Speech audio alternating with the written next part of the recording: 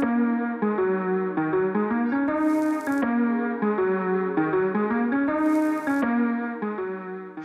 everyone, welcome to theCreek. My name is Jared Miller and I'm joined here by Bryanna Bone, who writes under the pen name BC Clare. I've known Bryanna for a couple years. We met at a conference in Northern Ireland looking at the works of C.S. Lewis. We stayed in touch and we have a number of similar interests. And so I've invited her to come and share in one of our Creek conversations today as we talk about a subject that's kind of weird and a little bit complicated, but Bryanna's a great person to kind of walk us through this as we talk about the subject of deconstruction and what it means as a spiritual practice. So Bryanna, thank you so much for being here today and welcome to the Creek. Thank you. So tell us, I guess, a little bit just about your story. I mentioned at the top that you have a pen name. Tell us a little bit about what that means and what that is going to look for you in the next little while. I know you. Yeah. So I have. I'm a writer. I'm an author. I have a series of children's books that I'm working on. One of them is published under the title of Misericordia's Fables. Or MF Fables, and so that's one project I have, and then I also have a website where I post some essays and opinion pieces, mostly around the topic of deconstruction and theology and whatnot. And then I also am just working on a third project that I'm excited about, but that won't be up and coming for a while. It's a fiction, so no spoilers for us today. No. Awesome. Well, I mean, you mentioned that your essays are sort of around the theme of deconstruction, which is perfect. Sort of as a practitioner of this kind of practice, I thought you were the perfect person to bring on and chat with about this idea that seems to be really relevant in our culture. A lot of prolific and well-known Christians have sort of gone through a process of this and journaled about it or written about it or spoken about it on podcasts or wherever through kind of different lenses.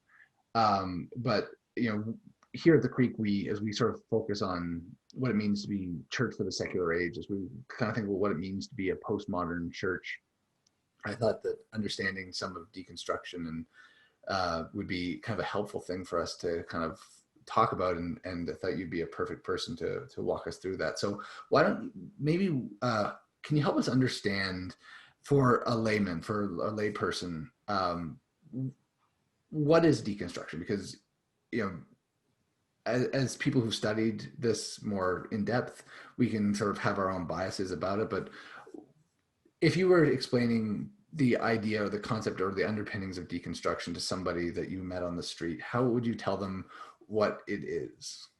Yeah, so it starts out with typically you grow up in a religion with the word deconstruction as it's understood now. It's usually Christianity, but it could be applied to other things, even other types of religion like cultural religion or whatever. And when you grow up in something, you are taught things that you accept at face value. And then what deconstruction is at some point as you mature, you start to look back on the things that you've always accepted as true without question or assumed whoever told you as an authority figure was the authority on the topic of what you accepted as true, and you start to question it, and that's how deconstruction starts. And so for me, I could say I started deconstruction when I was a young teen, but it was very more private, just there were groups I would go to with apologetics where that you're taught to think critically and things, and debate was encouraged. But basically at a certain point when you're, so some people, for me, it happened in my mid-20s, but for some people it happens in their 40s or whatever. At some point in your journey, you really meet a wall where you have to completely take a step back and reanalyze everything. And that's the big deconstruction that people might be going through on a wide scale right now. That's in this kind of movement that's growing, is this kind of, I don't want to say awakening because that implies that many people are sleeping, but it's a reckoning, I guess. It's a reckoning with that truth that you accepted as irrefutable and as a Christian or whatever you are. Yeah, I think that's just basic. I think it's a really helpful, I think, definition. This idea of kind of assessing our biases. Like, what are the things that we assume or take for granted, and how do those kind of underpin our other beliefs or other practices? And kind of, I think I heard you say it's kind of a being willing to, lay these things bare, or put them on the, kind of bring them out onto the carpet and shine a light on them. As you do that, though, like you mentioned, it can be done with kind of any religion. My experience has really only been that I've seen it done with Christianity, but I'm sure that's, again, a bias that I need to examine. Do you think you can deconstruct civic religion? Like, yeah, so it's really like anything, whether you're grown up in or raised in a very liberal household or very conservative household. And I think when you're young, your parents kind of form your opinions for you, or your community at the time. When you're not exposed to a diverse amount of people with different perspectives, you think, oh, this is the way people think, this is the normal way to think and conceive the world, and and perceive the world. And so yeah, that's what I meant. Just, it could be politically, it could be socially, when it comes, like any, yeah. I've been, I wanted to chat about sort of this idea of deconstruction as a spiritual practice, as something that, that is not necessarily something that means you need to, like, I think growing up in the church, when I heard about people deconstructing, and I don't think the language existed for it then, but I think it meant that they were, I heard horror stories almost of people going away to college and, coming back atheists. And, I mean, I know that's kind of a trope, but that was at least this sort of narrative that was conveyed to me. And whether or not that actually happened, I think that was what people were referring to as deconstruction. People would come back from having experienced critical theory for maybe the first time, and it became something that they internalized and were working out for themselves. And I think that thinking about it rather less as a binary kind of choice, in or out, Christian or not, spiritual or secular. I mean, one of the things that we here at theCreek, I think, try to do is hold that tension. And so thinking about this kind of process of deconstruction as a spiritual practice, as a kind of a spiritual exercise, like, what kind of things have you found to help you stay grounded in that? What have been the anchors that you've held on to through your own deconstruction work? Well, when it's funny because, like I said, depending on how you conceive deconstruction, I could have started it in my teens, and in that point, my anchor would have been just my gut feeling. I didn't have any external sources of affirmation when it came to questioning things like short-term missions trips, or my gay Christian friends, or anything that it was just very like secretive, and so what I just hung on to was actually it was something I loosely held on to, like not loosely, I tightly hung on to it, but at an arm's length, because I was very involved with the church. I was a leader in the church. I ended up working in the church, and so I couldn't just go like this. These are my doubts. These are my questions. These are the things I'm struggling with, because questions and on certain topics were not comfortable. Often could be met, honestly, even with mental illness, which I feel like shouldn't be a controversial thing. With mental illness, like when I did talk about it, I was kicked off of leadership, kind of thing. Like, oh, we don't want you leading worship if you're depressed, kind of thing. And it's like, and it's a very scary thing to bring certain questions to light that you might be having. And I've been kicked off many things since then in different churches. And yeah, so it's a very dangerous thing, especially when you hold that community so dearly to your heart and your identity, and your lifestyle is a belonging and connecting to these people in this way. And so after I got fired from a church in Montreal, that's when I really just decided to take a step back, so I have nothing holding me back from pursuing these questions. So I wasn't for the first time, I felt like it since I was 16, I didn't have a leadership role in a church, and it was like I was free to just do and think and question whatever I wanted without jeopardizing all the things I named earlier, my community and my sense of belonging.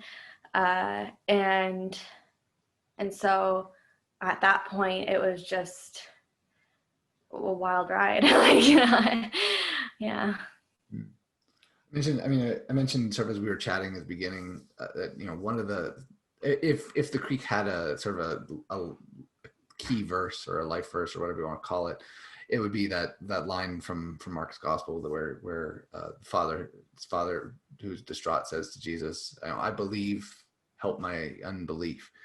And sort of this sort of centrality of doubt. And I'm really, thank you so much for being so vulnerable with us here and to share those stories. But that that sort of idea of doubt and being open and kind of accessible as a thing.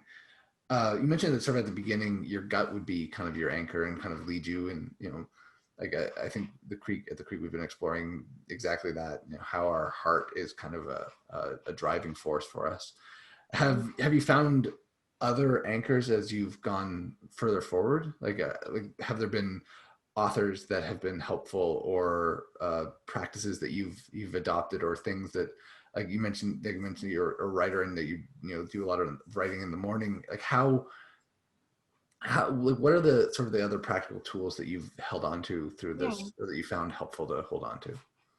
Yeah, it's the fact that I'm not alone. So in reminding myself that I'm not alone, I started out with podcasts, actually. That was my main sense. So I commuted about an hour to school. I went to Tyndale College and Seminary, University College and Seminary in Toronto. So I commuted about an hour and a half for that, there and back. So 3 hours total. And I would just listen to podcasts in the car. And that was like my respite, my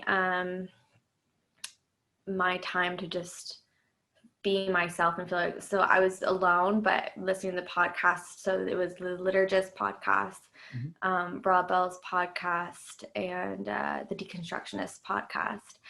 And they would have guests on it and sometimes even talk about their listeners, sending them things. And the Liturgist podcast sometimes had like actual voice clips of people talking about their experiences. And it was just like, I'm not alone, even though I feel like I'm physically alone. And, you know, I had moved back home, and, you know, everyone thought I was straying off the path. And so I was very alone in that sense, and that was a huge anchor for the first year. And then I went to the retreat, the spiritual retreat in Ireland, where I met you and so many other people. And that was the first time I was like physically like among my people, you know. And even when we left our last day, I was like crying because I actually felt like so connected, and this sense of belonging I was missing for so long. And that was like a huge anchor for me. And since then it's just been I've felt, yeah, I've actually met more people that I grew up with in church and that live in the same. They would message me and be like, "Ooh, like I'm feeling what you're feeling. Like, can you tell me more?" And then I started kind of building my own little sense of community around, you know, people in my small town. So yeah. So cool. Yeah, the internet has been, I think, an absolute game changer for people who I think struggle with doubt, and like the simple fact that we're able to have a conversation like this while you're in Toronto, somewhere in the Eastern Standard Time. Yeah. But you know that we can have a conversation like this, and that, you know, all of these avenues and resources have been opened up to people. Like you mentioned, some podcasts. We'll put links to those podcasts down in the description of the video as well. But so for you going through this and kind of, you know, looking at these resources, and how would you say your life, like, not just how would you say your life has changed, because that seems like a trite question, but where do you see kind of measurable, tangible benefits from doing this work as you look back on the range of it? The measurable, tangible benefits of deconstruction. My relationship with God has completely evolved. So can you dig into? Can you tell us? Yeah. More about that? Yeah. So at first, this is what happens to a lot of people, I should mention. Not everyone who deconstructs, but a lot of people go through something traumatic, spiritual abuse, emotional abuse by church leaders. And that's kind of what jump-started my deconstruction. And so when I started, I was very angry at God, more angry than I had been since my parents divorced when I was 12. And at this point, it didn't feel like my relationship with God was rocky. It was more just complex. It's kind of like the wrestling of was it Jacob, Israel, and it's one who wrestles with God, and I was wrestling. It was not like a polite kind of doubting wrestling. It was like like I want to hurt him, like wrestling, because he's hurt me. But also we were very close in that wrestling. Like I was always praying, and then that's what I needed to navigate that. And so I think as a Christian growing up, I was never really given the tools to navigate doubt and questioning. Like I said, questioning was very dangerous, and questioning God obviously was even more dangerous. And so it did feel very dangerous at first, but necessary. And 4 years later to today, it's now this, it's very similar. It's similar to my lifelong relationship with God, and that in its intimacy, and in the way I pray. I still pray, you know, in the same sort of structure, liturgy, and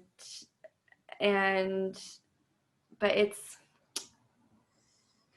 it's more. I'm more present, I think, and kind of when you think about the Holy Spirit, it's kind of this like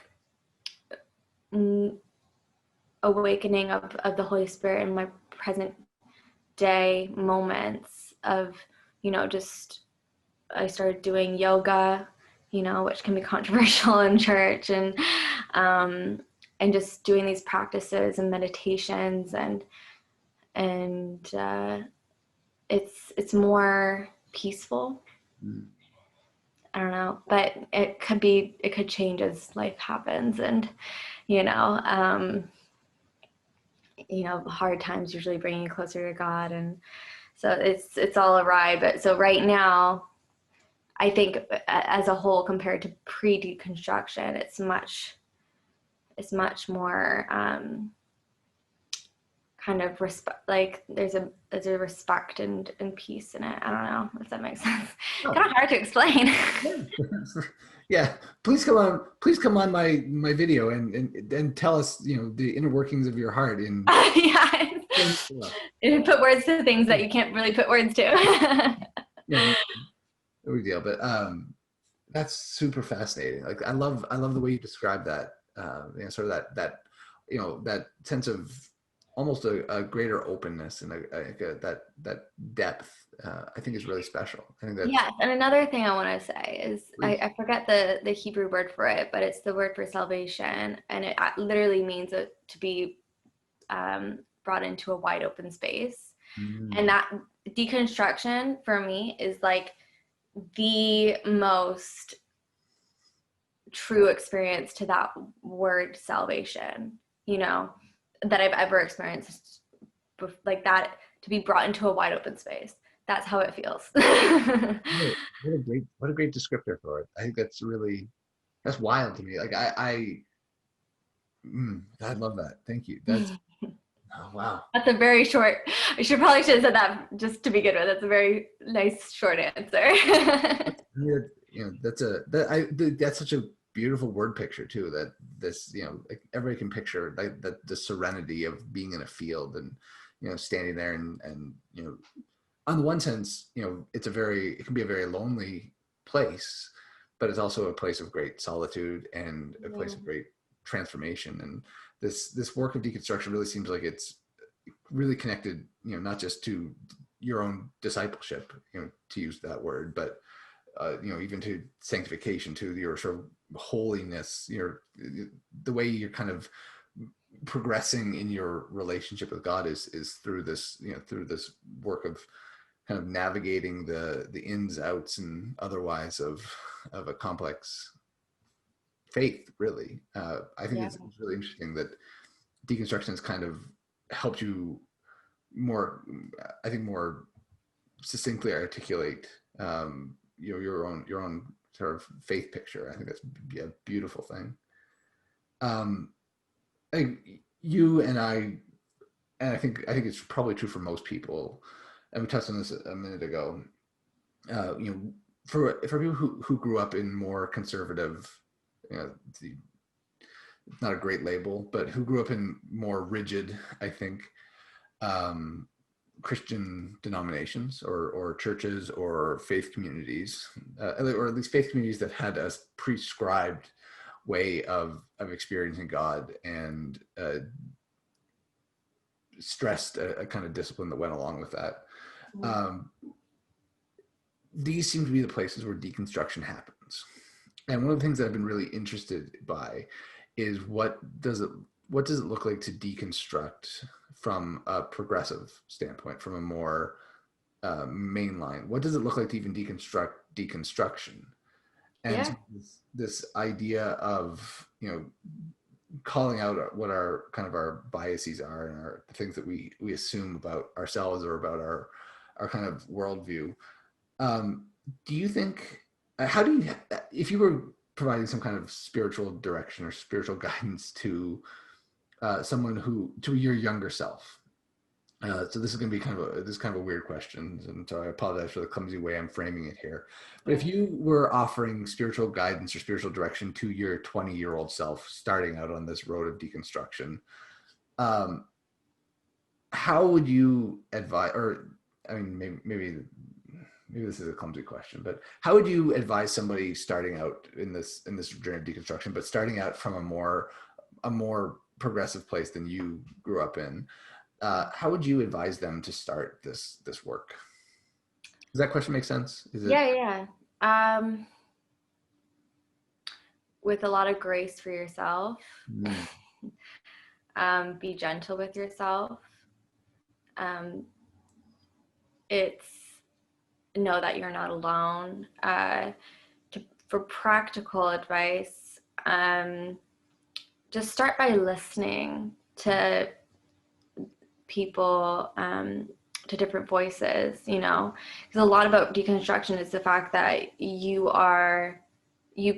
only heard kind of one interpretation of the Bible your whole life, you know, when it comes to hell and LGBT issues and you know, marriage and you know, and if you want to go further back, slavery, feminism, you know, there's, or not that farther back, you know, it's, I would say the abolitionists and many women who, you know, curbed the, uh, you know, the whole stigma about women teaching and leading mm, in church because of certain Bible verses, they were deconstructionists, you know, like they deconstructed and uh, you know, the popular teachings of the day,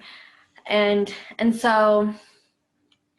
um, so yeah, so know that this isn't a new thing. That is actually a very honored tradition, and secondly, yeah, just start by listening and just letting yourself resonate where you resonate. And if you don't resonate with some things, that's okay too. That's part of, you know, it's not about agreeing with all deconstructionists or progressive interpretations of the Bible. It's just opening yourself up to it, right?